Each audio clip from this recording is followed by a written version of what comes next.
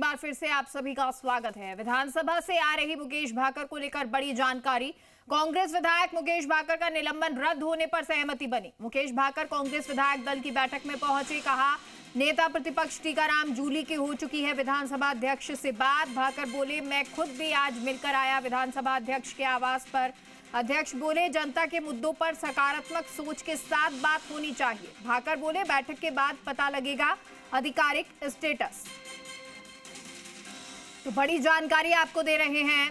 विधानसभा से आ रही मुकेश भाकर को लेकर बड़ी खबर। कांग्रेस विधायक मुकेश भाकर का निलंबन रद्द होने पर सहमति बन गई है। मुकेश भाकर कांग्रेस विधायक दल की बैठक में पहुंचे और कहा, नेता प्रतिपक्ष टीकाराम जूली की विधानसभा अध्यक्ष से बात हो चुकी है।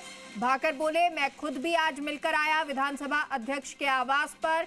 अध्यक्ष बोले, जनता के मुद्दों पर सकारात्मक सोच के साथ बात होनी चाहिए। भाकर बोले, बैठक के बाद अब पता लगेगा आधिकारिक स्टेटस, यानी कि क्या कुछ होता है, क्या निलंबन रद्द होगा, इसको लेकर आधिकारिक पुष्टि होगी। आदेश तो आया नहीं है विधानसभा से, लेकिन मेरी विधानसभा अध्यक्ष जी से उनके घर भी मुलाकात हुई और टीकाराम जूली जी जो सीएलपी लीडर है हमारे, उनका फ़ोन आया कि आप विधायक दल की मीटिंग अटेंड करने आओ, हमारी बात हो चुकी है, आपको कोई रोकेगा नहीं, आप आ सकते हो। तो अभी ऑफिशियल लेटर आना बाकी है, पर दोनों पार्टियों के बीच गतिरोध टूटे और जनता के मुद्दों पर अंदर बात हो, उसको लेकर क्या बात हुई है वो अभी तो ऑफिशियल को लेटर आने के बाद ही पता लगेगा। याद कब पूरी हो रही है वैसे? 31 जनवरी शायद कल हो रही है या 5 फरवरी को शायद, लेकिन अब अंदर क्या बात होगी वो तो जब कुछ। स्पीकर से आज आप मिले? स्पीकर साहब से मैं मिला हूँ, मेरी बात पहले भी हुई तो उनसे फ़ोन पे, तो उन्होंने बुलाया था, आज मैं घर उनके मिल के आया हूँ और उनका भी ये कहना था भी गतिरोध टूटे मुद्दों पे बात हो। टीकाराम जी और इनकी भी जो हमारे नेता, उनकी भी अंदर क्या बातचीत हुई, उनका सीएलपी लीडर का फ़ोन आया कि आप विधायक दल की मीटिंग अटेंड करने अंदर आए। और हमारे सहयोगी और ब्यूरो चीफ शशि मोहन हमारे साथ लाइव जुड़ गए हैं। शशि, क्योंकि देखिए, एक तरफ विधायक दल की बैठक, बीजेपी विधायक दल की बैठक चल रही है और 2 घंटे से ज्यादा का वक्त हो चुका है, दूसरी तरफ कांग्रेस की भी बैठक शुरू होने वाली है। इधर मुकेश भाकर का जो निलंबन हो गया था, अब उसको लेकर उन्होंने कहा कि मैं मिल चुका हूं विधानसभा अध्यक्ष से, बैठक में भी जाऊंगा और फिर देखते हैं, आधिकारिक अभी पुष्टि नहीं हुई है। तो ये कह सकते हैं कुल मिलाकर इन तीनों चीजों को देखें तो इन तीनों चीजों को देखते हैं तो ये लगता है कि इस बार का जो सत्र है बहुत इंटरेस्टिंग रहने वाला है। और दर्शकों को ये भी बता दें कि कांग्रेस की जो बैठक है, कांग्रेस विधायक दल की, वो बैठक भी शुरू हो चुकी है। शशि, जरा बताएं। देखिए, आज 2 बैठक हुई। एक बीजेपी विधायक दल की बैठक मुख्यमंत्री आवास पर हुई, दूसरी कांग्रेस विधायक दल की बैठक विधानसभा में शुरू हो चुकी है। नापक्ष लॉबी में यह बैठक चल रही है। विधायकों के पहुंचने का सिलसिला अभी भी जारी है। थोड़ी देर पहले नवनिर्वाचित विधायक जो उपचुनाव में जीते, डीसी बैरवा, वो पहुंचे। हालांकि उनको व्यवस्थाओं का पता नहीं था। निलंबित विधायक मुकेश भाकर भी पहुंचे, उन्हें भी व्यवस्थाओं का पता नहीं था। दरअसल व्यवस्थाओं में थोड़ा बदलाव हुआ है, पूर्वी द्वार से दाखिल होना है विधानसभा में, पश्चिमी द्वार से निकलना है।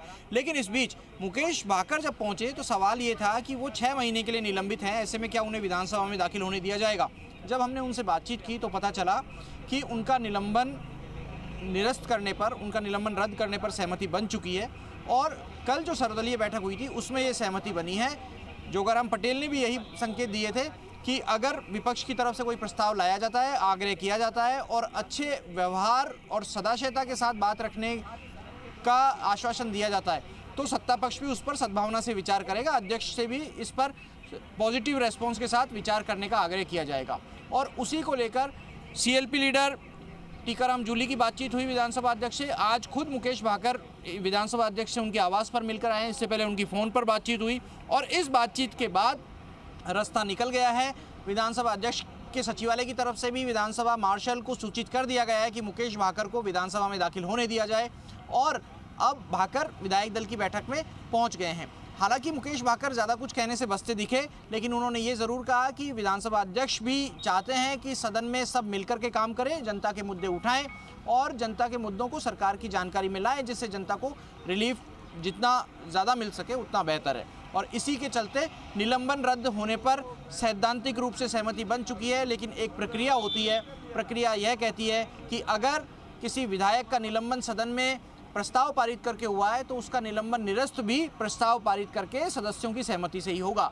तो ऐसी उम्मीद जताई जा सकती है कि कल जब राज्यपाल का अभिभाषण हो जाएगा उसके बाद बैठक स्थगित होगी, तकरीबन 20 से 25 मिनट के लिए राज्यपाल के पहुंचने की सूचना आएगी और फिर मुकेश भाकर के निलंबन को निरस्त करने का प्रस्ताव मांग विपक्ष की तरफ से की जा सकती है, आश्वासन दिया जा सकता है और उसके बाद में फिर प्रस्ताव संसदीय कार्य मंत्री जोगाराम पटेल की तरफ से रखा जाएगा, जिस पर अध्यक्ष सदन से राय मांगेंगे और राय मांगने के बाद उनका निलंबन निरस्त घोषित हो जाएगा और वो सदन की बैठकों में शामिल हो सकेंगे। तो ये एक अच्छा संकेत है सदन की बैठक शुरू होने से पहले पक्ष विपक्ष के बीच में सहमति बनने का।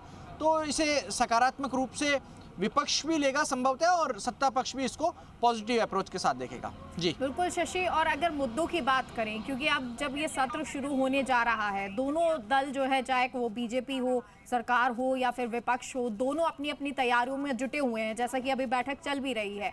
तो ऐसे में किन किन मुद्दों को, क्या जो जिले का मुद्दा है वो भी अब उठाया जाएगा, क्योंकि कई जगह पर विरोध देखने को मिल रहा है, क्या जो पेपर लीक है वो मुद्दे भी उठाए जाएंगे विपक्ष के द्वारा, क्या जो इंग्लिश मीडियम स्कूल है उसको लेकर भी मुद्दा उठाया जाएगा, क्या ये वो बड़े बड़े मुद्दे हैं जिन पर नजर इस बार रहने वाली है और इसकी तैयारियां सरकार के द्वारा भी की जा रही हैं?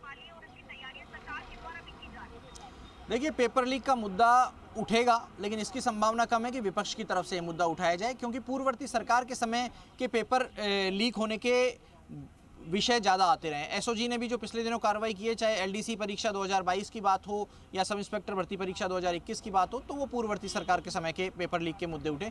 ये मुद्दे सत्ता पक्ष की तरफ से उठाए जा सकते हैं, लेकिन जिन मुद्दों पर विपक्ष तैयारी कर रहा है वो 450 से ज़्यादा स्कूल मर्ज करने का या उनको ख़त्म करने का मामला है, उसको लेकर इंग्लिश मीडियम स्कूलों को हिंदी मीडियम में कन्वर्ट करने का विषय है, साथ में शिक्षा मंत्री के जो बयान आते हैं उनको लेकर के विषय आ सकता है। इसी तरीके से ईआरसीपी में क्या काम हुआ, ईआरसीपी का शिलान्यास हुआ और नेता प्रतिपक्ष टीकाराम जूली कह रहे हैं कि नौनेरा और ईसरदा बांध तो पूर्ववर्ती कांग्रेस सरकार के समय बन गए, तो फिर अब किसका शिलान्यास कराया गया प्रधानमंत्री नरेंद्र मोदी से। ईआरसीपी को राष्ट्रीय परियोजना का दर्जा को लेकर के बात उठा सकते हैं। इसके साथ में जो ज़िले निरस्त किए गए, नए ज़िलों का जो गठन कांग्रेस सरकार के समय किया गया था, उनकी बातचीत आ सकती है। संभाग जो निरस्त किए गए वो मुद्दा उठाया जाएगा और इसी तरह के अन्य मुद्दों पर कुछ लॉ एंड ऑर्डर से जुड़े मुद्दे और कुछ सरकार के जो नीतिगत फैसले लिए गए हैं उनके ऊपर भी कांग्रेस पार्टी सवाल उठा सकती है। और इसी के लिए ये बैठक बुलाई गई है कि कौन किस मुद्दे को किस तरीके से उठाएगा। एक शैडो कैबिनेट भी बना रखी है विपक्ष ने और उस शैडो कैबिनेट में किस किस को क्या जिम्मेदारी दी जाएगी। मसलन आप देखिए कि जिस तरीके से सरकार के मंत्री हैं उसी तरीके से कैबिनेट के मंत्रियों की तरीके से एक शैडो विपक्ष ने बना रखी है और अलग अलग नेताओं को जिम्मेदारी दे रखी है कि आप किस किस विभाग का काम देखेंगे। तो शांति धारीवाल यूडीएच से जुड़े हुए काम देखते हैं। बिल्कुल ये नजर आने वाला है इस सत्र में और देखना होगा कौन कौन से और मुद्दे हैं जिनकी तैयारियां हैं और किस तरह का ये सत्र रहता है जनता के लिए खास